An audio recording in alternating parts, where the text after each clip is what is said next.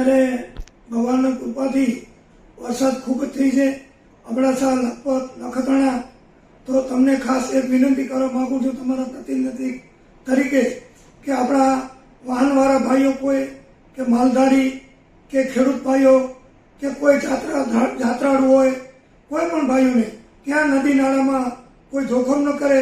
અને આપણે છોકરાઓ હોય નાના ક્યાં નદી નાળામાં કે ઘરમાં ગામમાં ક્યાં પાણી ભરેલા હોય, ક્યાં ગટર ખુલ્લી હોય તો મહેરબાની કરી અને ઇલેક્ટ્રિક લાઈન જ્યાં ખુલ્લી હોય કે થાંભલાના બાજુ મૂકવું ન રહેવું. આ બધી વસ્તુની આપણે ખાસ ધ્યાન રાખવાની જરૂર છે, કારણ કે વરસાદ બહુ ખૂબ જ ઘણું છે.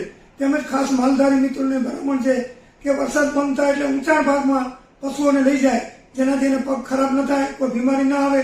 અને આપણે ખેડૂત મિત્રો બધા ધ્યાન રાખીએ.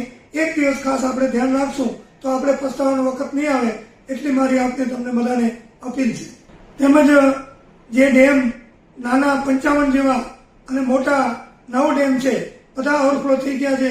તો એના આજુબાજુ વધારે પાણી આવતું હોય ખેતરમાં, વાડીઓમાં કે ગામની આજુબાજુ, તો એનાથી દૂર રહેવું. જેનાથી ઓછીતાનું કાંઈ નુકસાન થાય એવું હોય તો આપણે દૂર હોઈએ તો આપણે પસ્તાવો ન રહે. તંત્ર કામ કરતું જ હોય, પણ છતાં પણ આપણે એલર્ટ રહેવું ખાસ જરૂર છે.